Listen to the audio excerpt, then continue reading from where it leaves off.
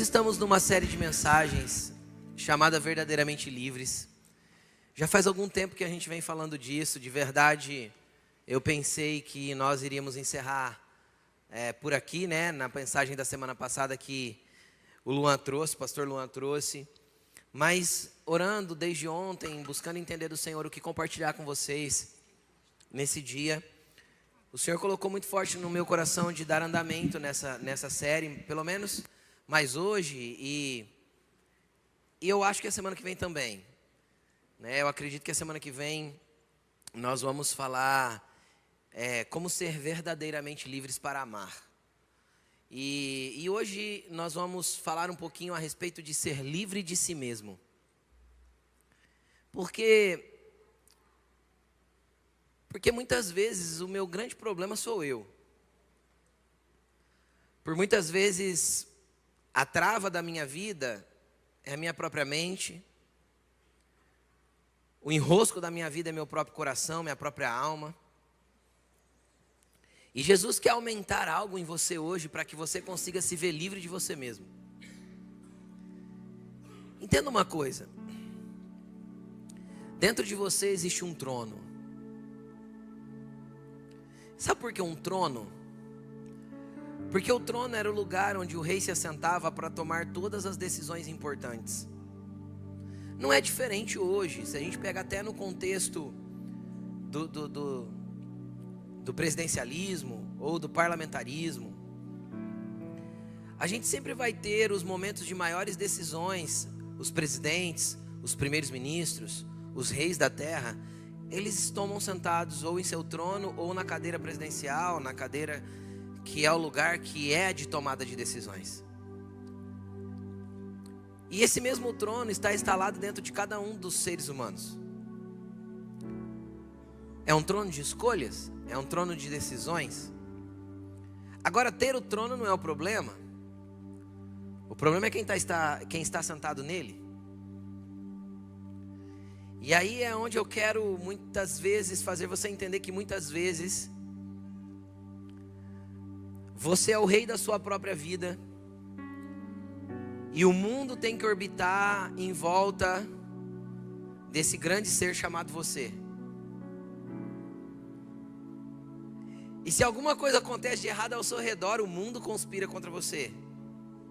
A culpa sempre é de todo mundo. A culpa é sempre dos outros. Nós sempre transferimos para o próximo. Só que nós nunca levantamos o bumbum desse trono para ver em cima do que estamos sentados. E como gostamos de sentar em cima de certas opiniões ou certos conceitos que formamos. E estruturamos a nossa vida a partir disso. E ficamos sentados nisso. E ninguém nos muda. É unção. O pedestal caiu na unção. O microfone caiu na unção. Tô brincando. Vamos continuar. E a gente fica estruturado a partir desses conceitos que criamos. Agora eu quero te fazer entender uma coisa. Quem aqui já teve 3 meses de idade?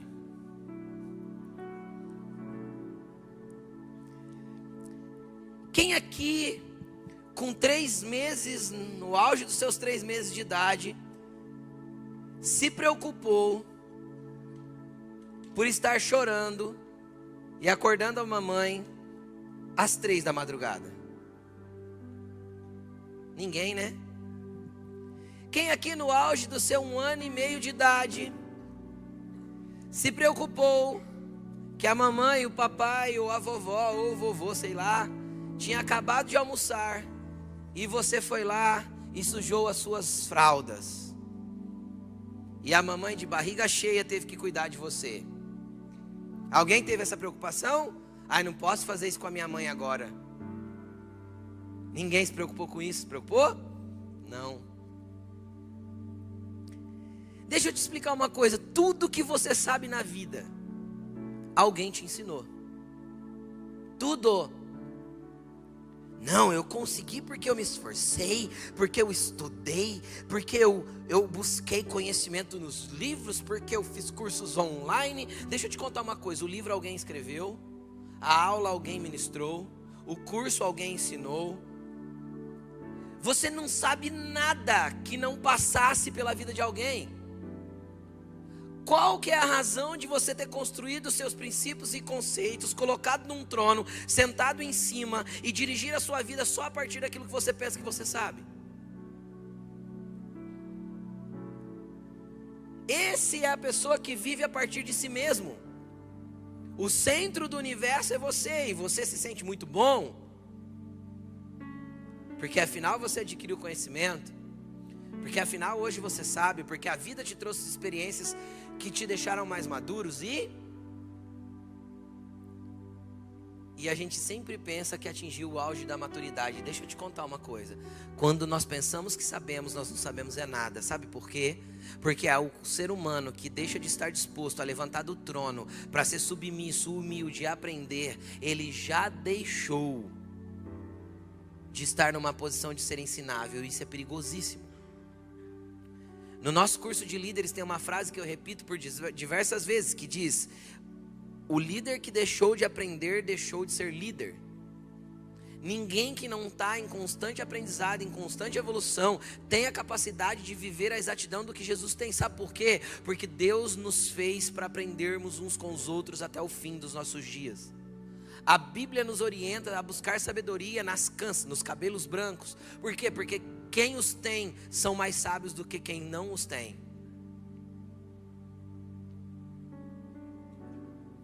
Então nós precisamos entender que a vida não pode orbitar a partir da minha razão. A vida não pode acontecer a partir do meu trono. Jesus hoje quer te dar um chacoalhão para te tirar desse trono e entregar esse trono para Ele, para que Ele governe a sua vida, para que você seja livre de você mesmo. Livre de você mesmo. Quem já viu pessoas que vêm conversar, vêm reclamar, porque eu trabalhei não sei aonde, mas lá o gerente era um problema. Aí eu trabalhei não sei aonde, lá o encarregado era um problema. Aí eu trabalhei não sei aonde, lá o supervisor era um problema. E lá era o dono que era um problema. E na outra era o filho do dono que era um problema. Será que o problema não é você que não consegue se enxergar? Porque eu fui numa igreja e a igreja tem problema. Porque eu fui na outra igreja, lá o problema é não sei o quê. Porque eu fui na outra igreja, o problema é não sei o quê. Será que não é você que não é humilde o suficiente para se misturar? Para ser parte de um corpo apesar dos seus problemas? Claro que a igreja tem problema. Você está aqui. Eu estou aqui. Tem problema? Porque o problema não é a igreja, são seres humanos que as compõem. Só que eu nunca assumo a minha parte. Eu nunca vejo a minha culpa. O problema é meu marido, o problema é meu marido, o problema é meu marido, o problema é meu marido, o problema é meu marido. Você vai ver, o marido é uma bênção. O problema é minha esposa, o problema é minha esposa, o problema é minha esposa. Vai ver, a esposa é uma bênção. É o ser que é difícil, só que não se enxerga. Então, com muito carinho e amor, fala para a pessoa que está ao teu lado assim, hoje Jesus vai fazer você se ver. E não se assuste com o que você vai ver. Fala para ele assim, você é pior do que você pensa. Eu sou pior do que eu penso. Nós somos piores do que pensamos a respeito de nós mesmos. Jesus te quer livre de você. Vamos lá, vamos ler 2 textos para nós entendermos algumas coisas. João capítulo 8, versículo 31. Eu quero ir primeiro com você. Inclusive, a base... não tem o versículo, mas inclusive o texto base para essa série de mensagens foi exatamente esse texto. João 8, 31 até o 36. Diz assim, disse Jesus aos judeus que haviam crido nele. Quem crê em Jesus aqui? Amém? Se vocês permanecerem firmes na minha palavra, verdadeiramente serão meus discípulos. E conhecerão a verdade, e a verdade os libertará. Eles lhe responderam: somos descendentes de Abraão, nunca fomos escravos de ninguém. Como pode dizer que seremos livres? Jesus respondeu: digo a verdade, todo aquele que vive pecando é escravo do pecado, e o escravo não tem lugar permanente na família, mas o filho pertence a ela para sempre.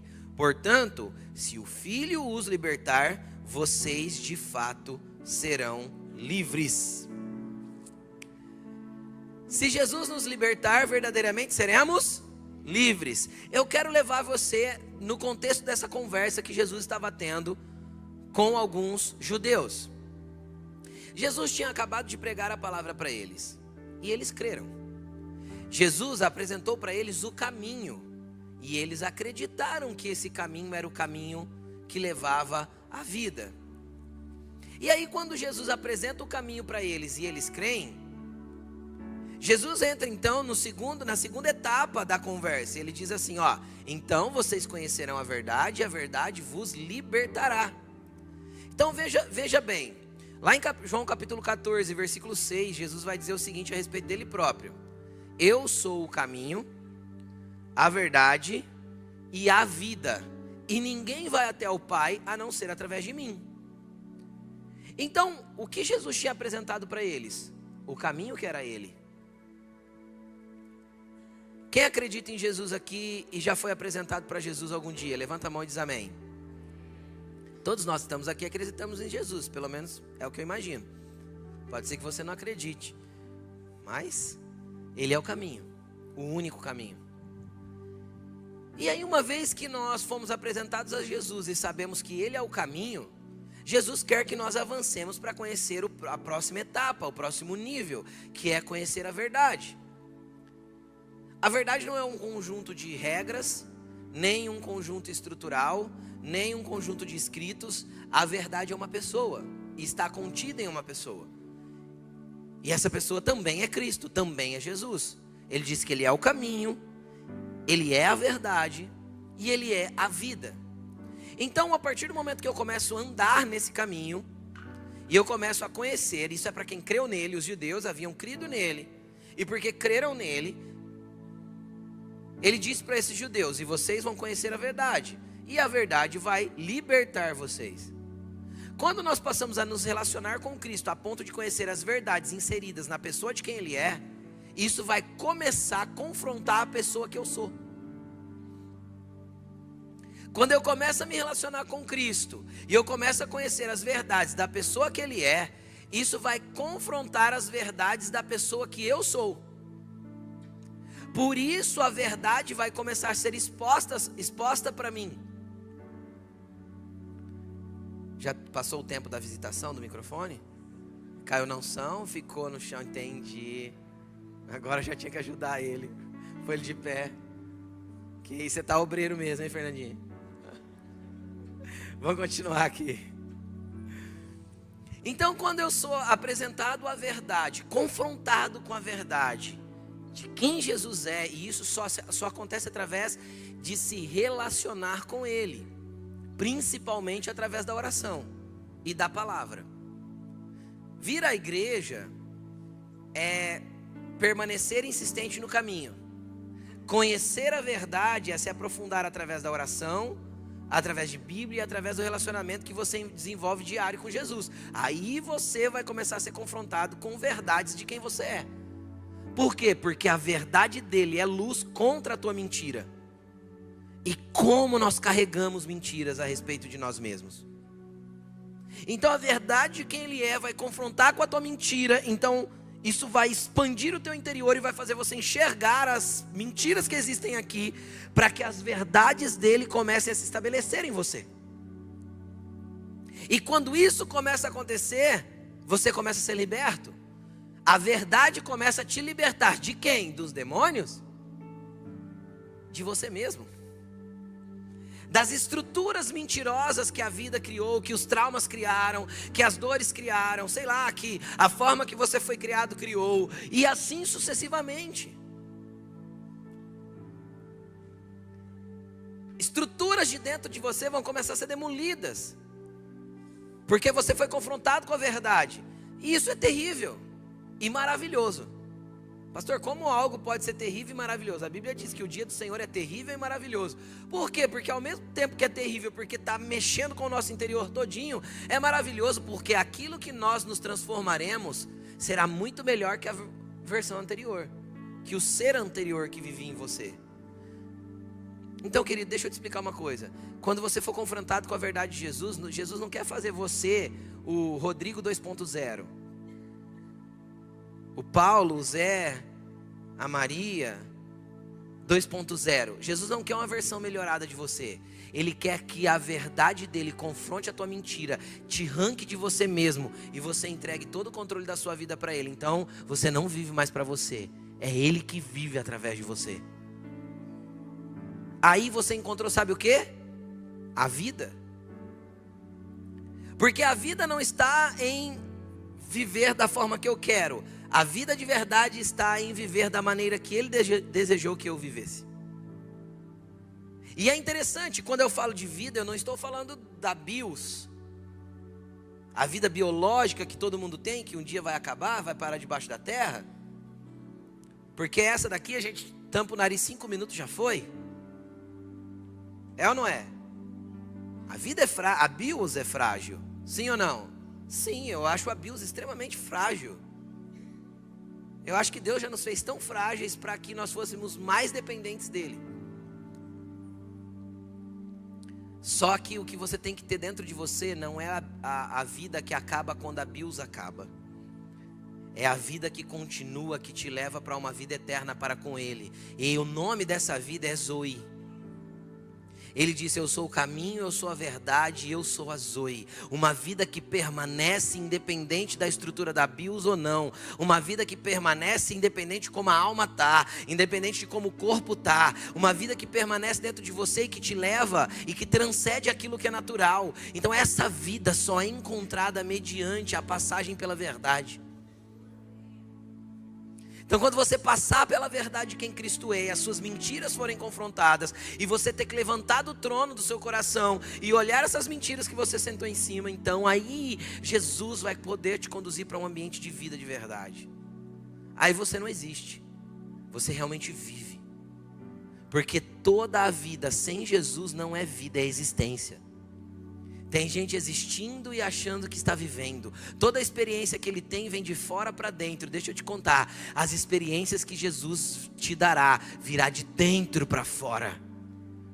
E isso vai ser incrível e poderoso. É a partir de quem você é, na realidade da nova vida que ele te deu para viver nele. Uma vez que ele confrontou as mentiras e as estruturas que estavam dentro de você. E aí Jesus fala dessa verdade para esses judeus. Ó, agora que vocês creram em mim, vocês conheceram o caminho. Então agora vocês conheceram a verdade, e a verdade vai libertar vocês. Na hora, esses judeus, eles já estão sentados em cima de vários preceitos deles. E é a mesma relutância que a gente tem, eles têm também. Eles olham para Jesus e falam assim: como você fala que a gente pode ser livre? Ou que a gente vai ser livre? Nós somos filhos de Abraão. Nunca fomos escravos de ninguém. Sabe o que eu acho interessante? Para reivindicar a liberdade, uma liberdade que eles consideram que são livres, eles não eram livres, eram? Não, Jesus disse que eles não eram. Vocês vão conhecer a verdade, e a verdade vai libertar vocês. Então, se Jesus falou isso para eles, significava que eles não eram livres. Qual que era o problema aqui? O problema era o não reconhecimento do cativeiro. Era o não reconhecimento da prisão. Então Jesus, eles olham para Jesus e eles reivindicam a paternidade deles para mostrar para Jesus assim: nós somos livres porque nós temos um pai chamado Abraão que se relacionou com Deus. Olha que interessante, vem comigo. Se você conhece um pouco de Bíblia, vai ficar mais fácil. Se você não conhece, eu vou tentar ser bem claro para você entender. Eles pegam a fala e reivindicam uma paternidade que realmente, biologicamente, eles eram descendentes de Abraão. Então eles reivindicam a paternidade de Abraão, que está lá antes da lei, está lá antes de um monte de coisa que aconteceu. E aí eles falam assim: nós somos filhos de Abraão, nunca fomos escravos de ninguém. Vamos só lembrar a história. Vamos só relembrar a história dos filhos de Abraão. Eles foram escravos no Egito, só que eles se esqueceram. Eles foram escravizados pelos assírios, mas eles se esqueceram. Eles foram escravizados pelos babilônicos, mas eles se esqueceram. E no momento que eles falavam com Jesus, eles estavam completamente dominados e quase escravizados por Roma através dos impostos.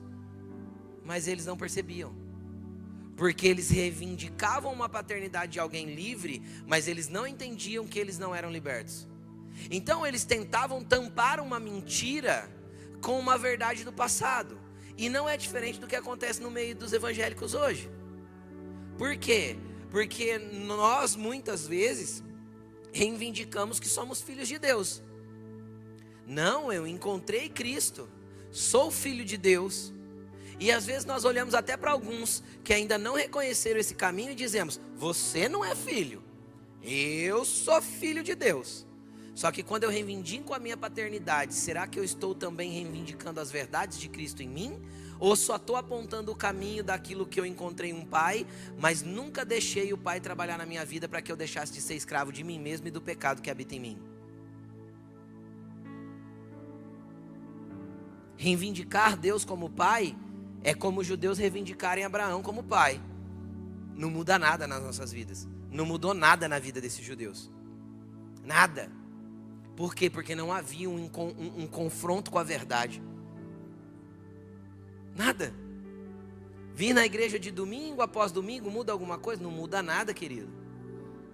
Você pode estar cumprindo seu ritual religioso, como quase todo brasileiro faz. Você vem na igreja evangélica, alguns vão na igreja católica. Muitos vão lá na igreja católica e às vezes não entendem metade do que o padre fala. Outros vêm na igreja evangélica e não entendem metade do que o pastor fala. Por quê? Porque o pastor não falou com clareza? Às vezes não, porque ficou no celular distraído, porque não tem importância o que está fazendo aqui. O que mudou? Não mudou nada? Porque nós não somos livres de nós mesmos. A igreja não passa de mais um desencargo de consciência que eu criei para mim mesmo, para continuar sentado em cima dos meus preceitos ruins. Sai do trono. Esse trono tem um dono. Sai do trono. A hora que você levantar, você vai ver o tanto de coisa que você está sentado em cima.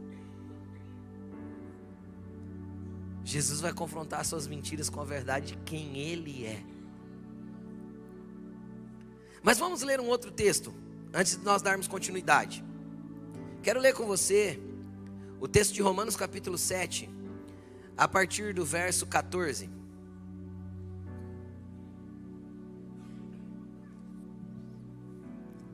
Romanos 7, 14. Eu vou voltar depois no texto de João. Olha o que diz aí, ó.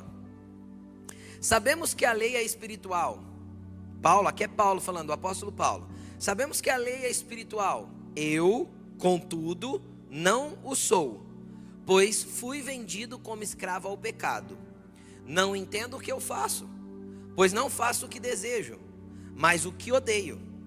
E se faço o que não desejo, admito que a lei é boa. Nesse caso, não sou mais eu quem o faz, mas o pecado que habita em mim.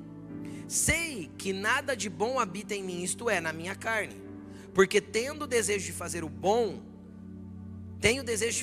mas não consigo realizá-lo. Pois o que faço não é o bem que desejo, mas o mal que eu não quero fazer, esse eu continuo fazendo. Ora, se faço o que não quero, já não sou eu quem faz, mas o pecado que habita em mim. Assim, encontro essa lei que atua em mim. Quando quero fazer o bem, o mal está junto de mim. No meu íntimo, tenho prazer na lei de Deus, mas vejo outra lei atuando nos membros do meu corpo e guerreando contra a lei da minha mente, tornando-me prisioneiro da lei do pecado que atua nos meus membros. Miserável homem que sou, quem me livrará do corpo desta morte? Querido, eu quero te dar duas perspectivas de duas pessoas completamente opostas aqui. Os judeus. Os judeus tinham acabado de conhecer o caminho, não é isso? Os judeus que haviam crido neles tinham acabado de conhecer o caminho. Jesus falou: vocês vão conhecer a verdade vai libertar vocês. Eles já começaram a se debater. Nós não somos escravos, nunca fomos escravos, nós temos por pai Abraão. Eles começaram a dar todas as justificativas que eles não precisavam de ser libertos. E não havia nada do qual eles tinham que se libertar. Aí aqui eu tenho uma história ou um contexto de um outro nível de pessoa. A pessoa que andou teve um outro relacionamento com Deus. Quem era o apóstolo Paulo nesse momento? Nesse momento o apóstolo Paulo, ele tinha encontrado com Jesus no caminho de Damasco, ficado um período em Damasco, eu não sei, a Bíblia não diz quanto tempo.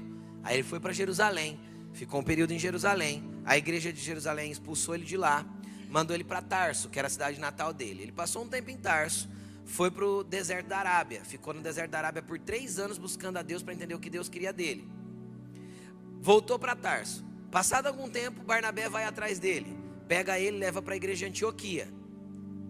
Quando ele chega na igreja de Antioquia, ele serve a igreja de Antioquia como obreiro durante 13 anos.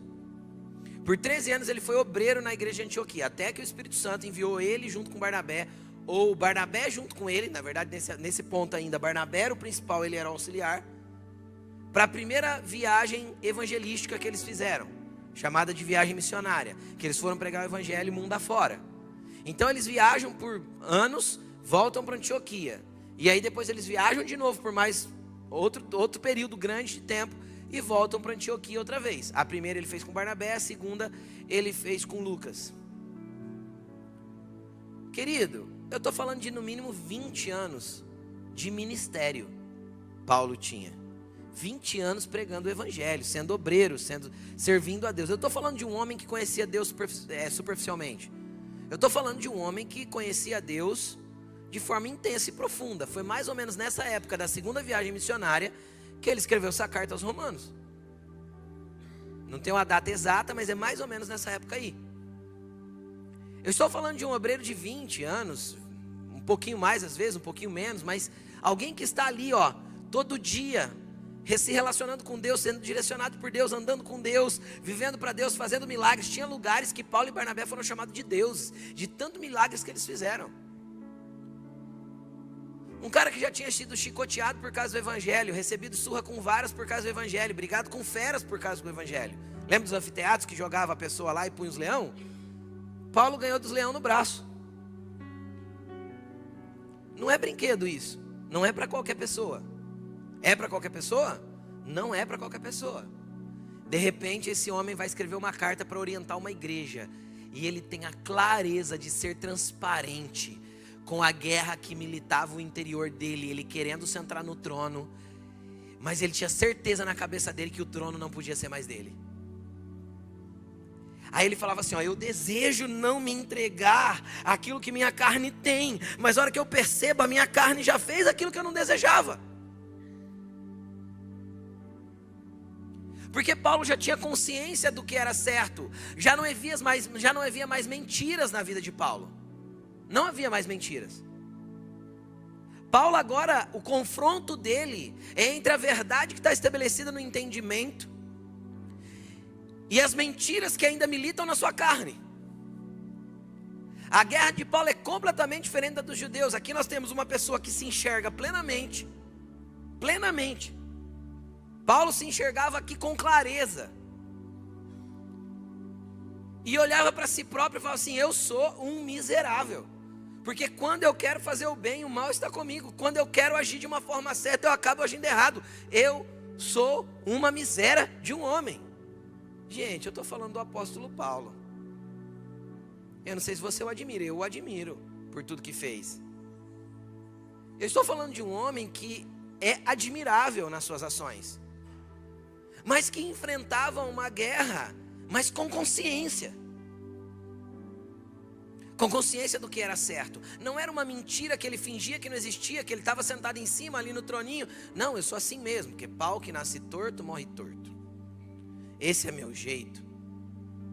Deixa Jesus quebrar seu jeito. Deixa Jesus te fazer de novo. Deixa Jesus te reconstruir. Sai do trono e deixa ele sentar.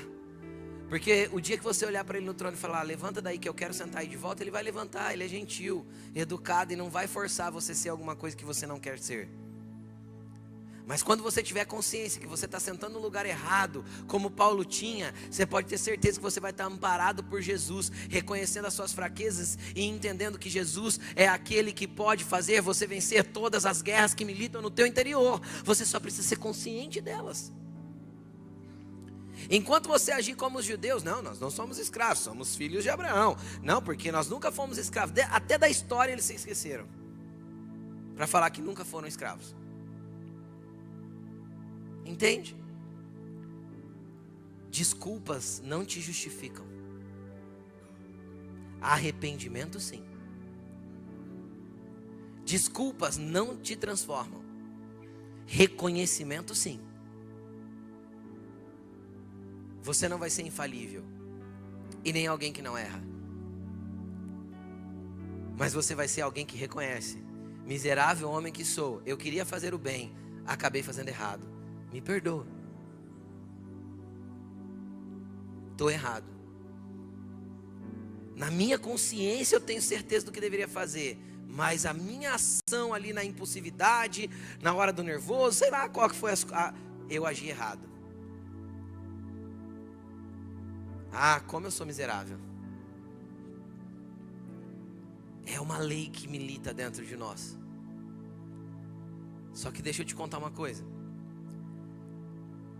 Quando Jesus continua a conversa com aqueles homens judeus, e eles reivindicam a paternidade de Abraão, e eles falam, não, porque nós somos filhos de Abraão. Jesus fala assim, olha, todo aquele que permanece pecando é escravo do pecado. E deixa eu te explicar uma coisa, Jesus fala para eles, deixa eu explicar uma coisa para vocês. O escravo não tem lugar permanente na família, o filho tem.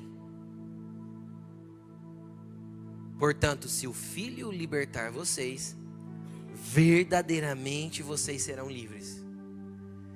Querido, eu quero te trazer uma perspectiva. Jesus estava falando, tomara que eu consiga fazer você entender, porque isso explode no meu interior. Jesus estava falando antes da realidade da nova aliança, antes da realidade da cruz. Jesus estava falando com os judeus que ainda viviam sob a lei. Deixa eu trazer esse aspecto de paternidade para dentro da realidade pós-cruz, pós-nova aliança, pós-sangue derramado e corpo moído.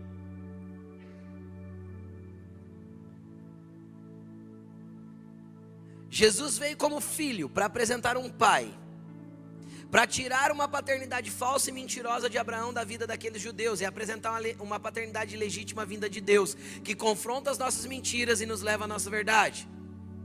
Aí ele fala assim, sabe por quê? Porque o escravo não vai permanecer sempre na família. Ele não consegue permanecer, por quê? Porque uma vez que, apesar dele gostar da família, de fé, da igreja, uma vez que ele se endureceu, sentou no seu troninho e falou, não vou ser diferente, eu não vou mudar, vai chegar um momento que a verdade vai começar a confrontar ele e ele espirra. Ele não consegue permanecer na família, mas os filhos permanecem. Porque filhos sabem que são da família e ninguém precisa explicar isso para eles. Eles se sentem em casa. E sabem que são dependentes dos outros até que eles cresçam e se desenvolvam. Sabe que tem gente que vai ter que ajudar eles a trocar as fraldas sujas, colocar papinha na sua boca. Eles entendem que quando eles chegaram numa família de fé, eles têm que começar a caminhar de novo. Desconstruir estruturas, dogmas e se colocar num lugar de aprendizagem outra vez. E aí Jesus vai trazendo graça e vai dando bênção, e você vai se tornando cada vez mais parte da família. E quando você tiver um senso de paternidade e um senso de pertencimento à família, deixa eu te falar, o mesmo poder que estava em Jesus, ou que está em Jesus, para libertar pessoas, estará sobre a sua vida. Sabe por quê? Porque quem é libertador é quem é filho, e quem é parte da família. Então todo aquele que se sente parte da família e entende que foi recebido por Jesus, não que esteja perfeito. Paulo disse o seguinte, não que eu seja perfeito ou que eu tenha alcançado, mas uma coisa eu faço, esquecendo das coisas que ficaram para trás, eu avanço para aquelas que estão adiante de mim, prossigo para o alvo. Para quê? Para alcançar o prêmio da soberana vocação que existe em Cristo Jesus. Sabe o que é isso? É cabeça de um libertador. É cabeça de quem é filho. Você não perde o lugar à mesa porque você falhou.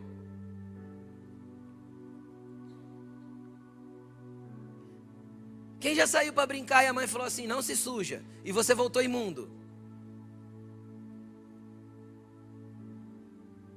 Eu não falei que você não tinha que se sujar?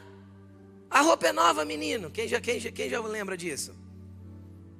Aí você perdeu o seu lugar de filiação naquela casa porque você voltou com a roupa suja?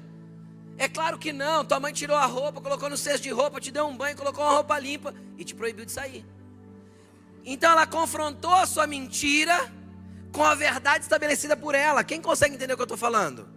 Para que você não perdesse o seu lugar de filho. Então, Jesus não tem problema que você se suje. Ele vai trocar sua roupa, vai te dar um banho, vai te pôr uma roupa limpa, vai te chamar de filho, vai te colocar à mesa para comer com ele. E algumas coisas ele vai falar, não sai mais. Aí confronta as suas verdades, ou as suas mentiras, né?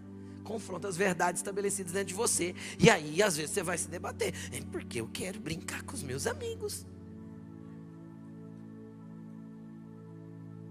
E muitas vezes os seus amigos são os pecados. São os amigos imaginários que te levam para o buraco.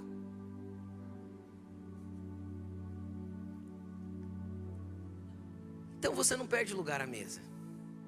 Olha para a pessoa que está do teu lado e fala assim, você é filho junto comigo. Você não perde seu lugar à mesa. Não perde. É só chegar. E na casa de Jesus tem sempre lugar para mais um. Sempre tem mais água para pôr no feijão. Porque Jesus é bom. Todos são amados da mesma forma. Todos têm o mesmo acesso. Todos têm ouvidos para ouvir, olhos para ver. Está tudo disponível para nós. Deus não levantou alguns sacerdotes para falar com o povo. Deus levantou um povo sacerdote para falar com ele.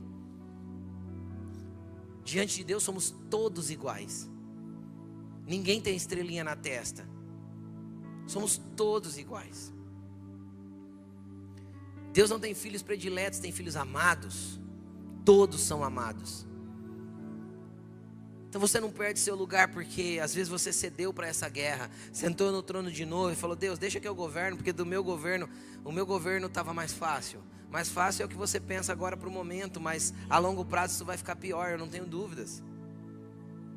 Porque a nossa direção da nossa própria vida é sempre mais desastrosa, é óbvio. Ou alguém aqui consegue manter o governo da sua própria vida, tudo do jeito que você idealizou, tudo acontece do jeito que você planejou? É claro que não. Então entregue os seus caminhos ao Senhor, confia nele e ele tudo fará.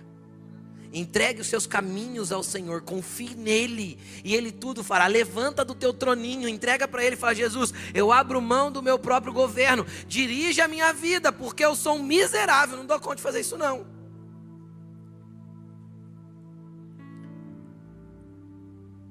Mas isso traz uma relutância por dentro. Agora deixa eu te falar por que traz a relutância. Abre comigo Tiago capítulo 4, versículo 4. Tiago capítulo 4, versículo 4.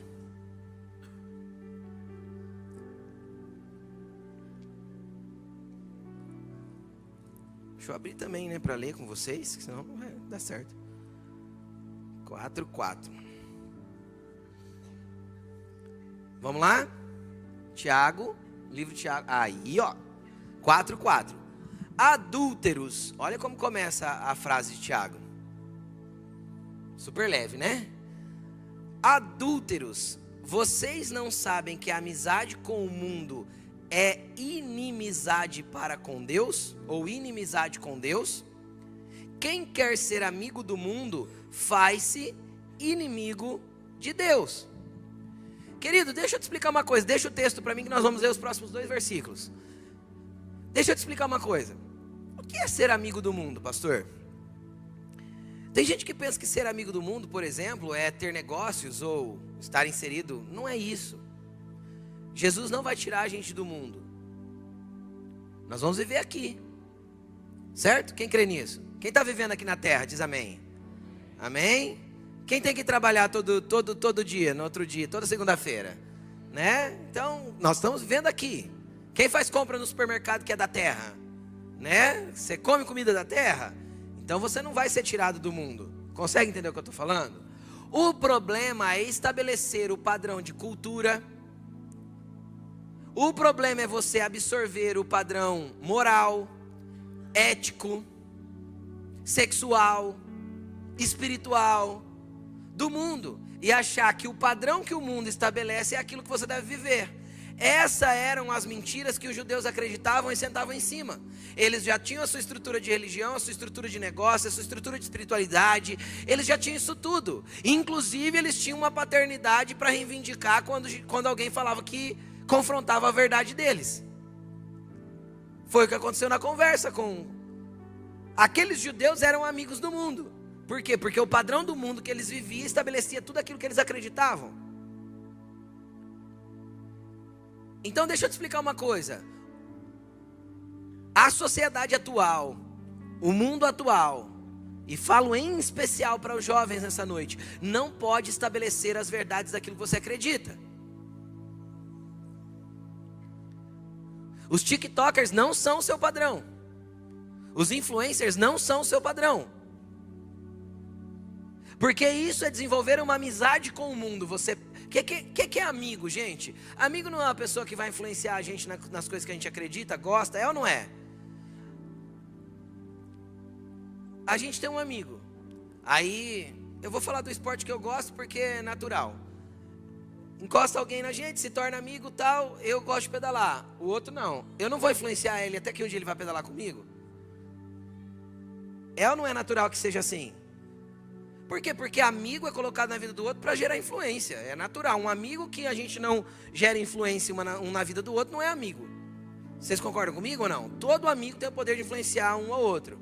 Então, o que Tiago está tentando ensinar? Se o mundo te influencia e tudo que você vive e a forma como você dirige a sua vida está baseada no padrão do mundo, então você automaticamente se constitui inimigo de Deus. Pesado, hein?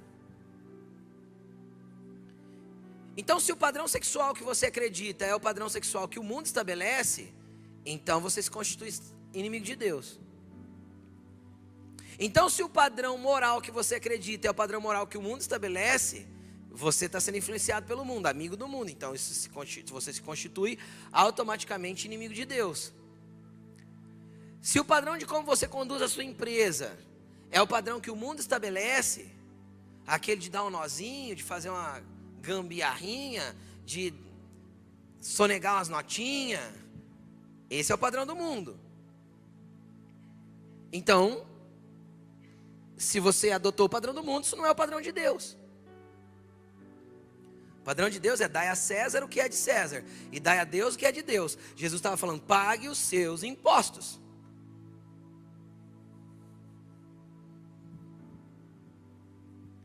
E aí a gente anda do jeito que quer e estabelece uma amizade no padrão do mundo. Tipo, todo mundo faz assim. A tua mãe já te dizia que você não é todo mundo. Não interessa como os outros fazem, você foi chamado para ser diferente. Luz do mundo é quem brilha em meio às trevas. Sal da terra é quem dá sabor onde não tem. Então, se você não tempera o lugar que você está, você é insípido, só serve para ser pisado pelos homens. Se você não brilha no lugar que você está, você não serve para nada, a não ser para ser colocado debaixo de uma vasilha. Jesus disse isso. Por quê? Porque a gente estabeleceu padrões que são parecidos com o mundo e não parecidos com o evangelho, com Jesus, com o que Jesus estabeleceu. O mundo está à venda, você não. O mundo tem negociações, você não está em negociação. Você tem princípios e valores, você é amigo de Deus. Agora ele continua dizendo: ou vocês acham que é sem razão que a Escritura diz que o Espírito que Ele fez habitar em nós tem fortes ciúmes. Todas as vezes que o padrão do mundo, eu estabeleço para mim o padrão do mundo, o Espírito que Ele deu para morar dentro de mim sente ciúmes de mim. Todas as vezes que eu cedo para o pecado, que eu ajo do jeito que o mundo quer que eu haja, que eu entro no padrão da amizade do mundo, que eu vou ser influenciado pelo que o mundo prega, pelo que o mundo diz que tem que ser, pela forma que o mundo quer que eu viva, o Espírito que foi me dado Sabe quando o Espírito entrou em você? Pastor, eu tenho o Espírito dentro de mim? Tem. Olha para a pessoa que está do teu lado e fala para ela, você tem o Espírito Santo em você. Você tem.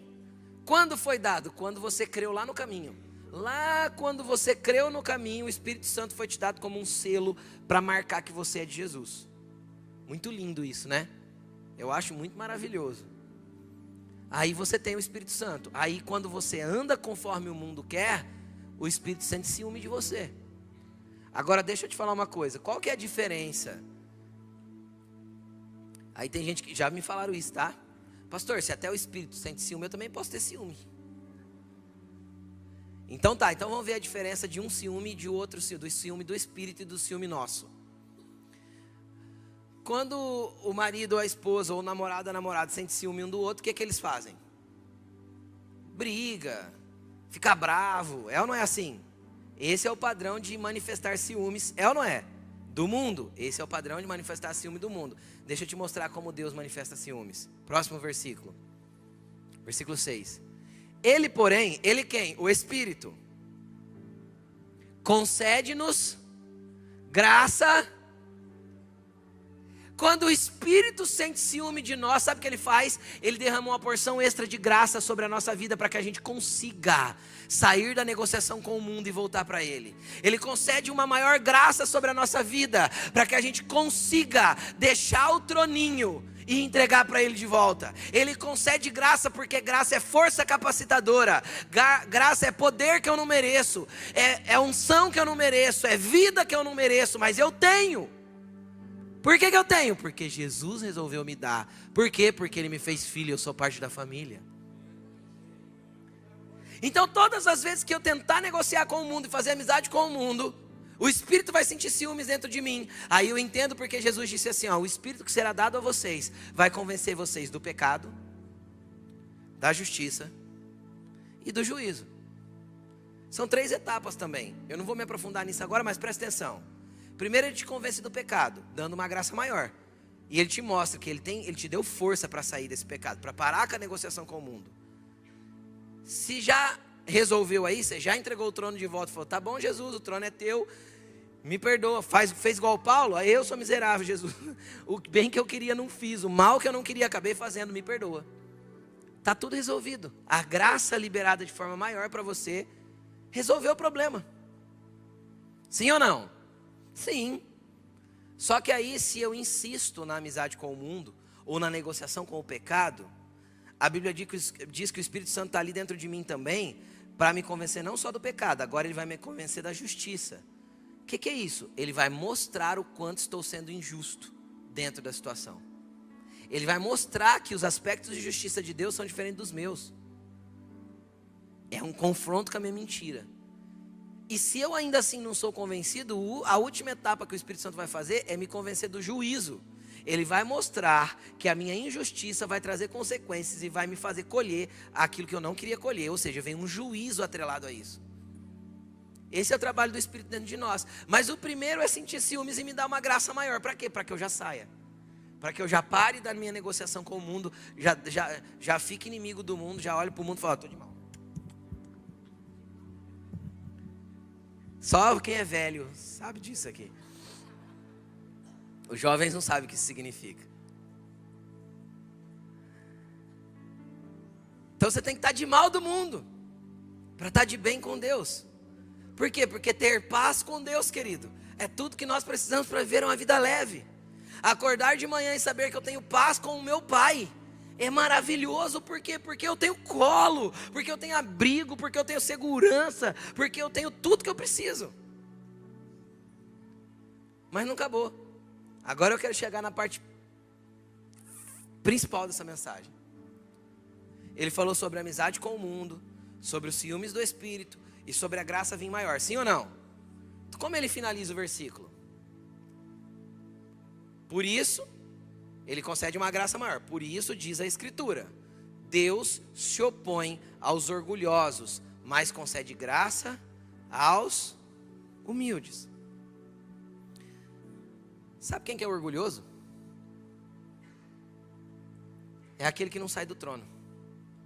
Sabe por que você tem problema de se levantar para ser confrontado com as suas mentiras ou com as verdades que você estabeleceu dentro de você? Orgulho. O orgulho te impede de ver. Quem já viu aquele ditado que diz mais ou menos assim: senta em cima do seu próprio rabo e fica apontando o rabo dos outros? Quem já ouviu? É quase a mesma coisa.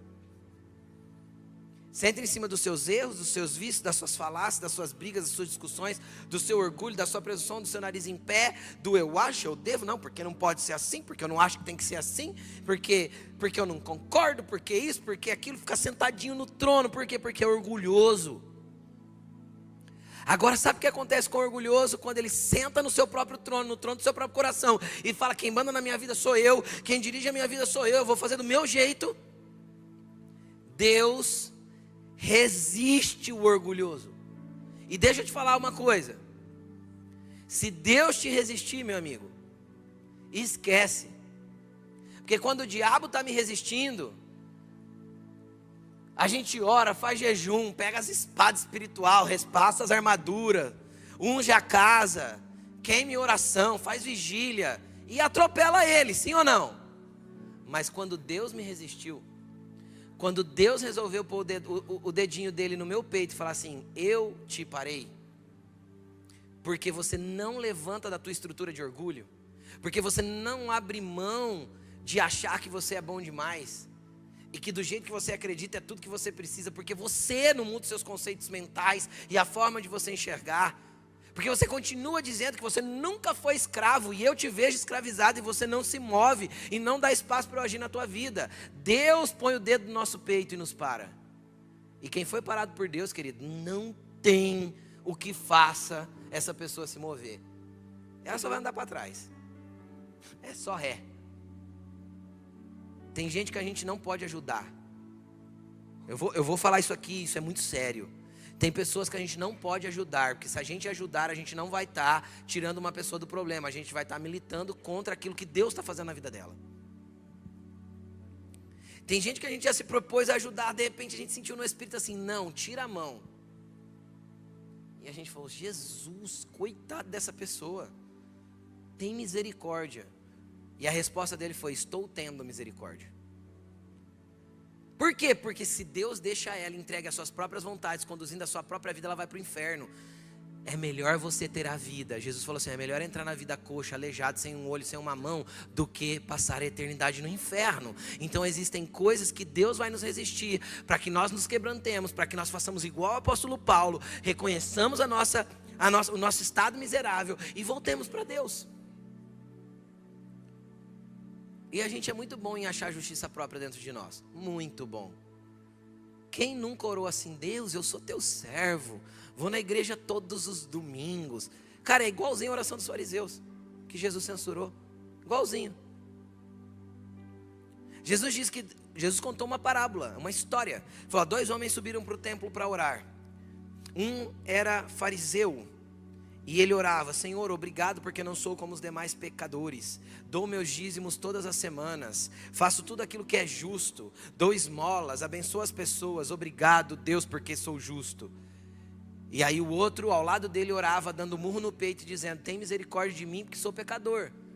Não mereço a tua presença, por isso clamo a tua misericórdia. Jesus fala assim: ó, o homem que batia no peito é o que desceu do templo justificado. Por quê? Porque justiça própria, querido, para diante de Deus chama orgulho. A Bíblia diz que Deus enxerga isso como trapo de imundícia. A nossa justiça própria diante de Deus é como um trapo de imundícia. Você sabe o que é um trapo de imundícia?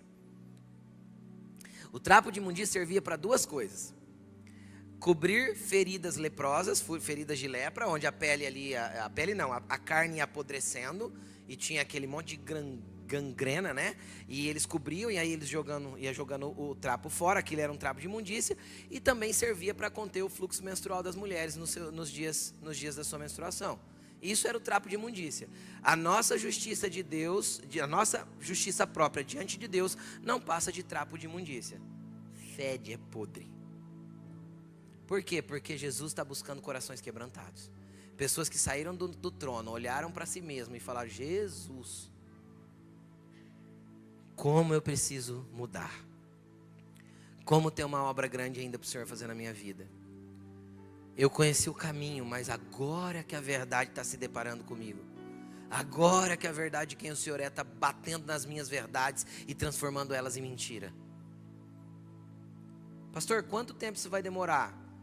Em alguns aspectos a vida toda. Paulo estava com, 20 anos de crente ainda brigando ainda. Eu sou cristão desde 93, faz 31 anos. Também tenho as minhas guerras. Só que são guerras conscientes. Erro é erro, falha é falha, pecado é pecado, e eu não vou fazer de conta com Jesus que eu estou agindo certo.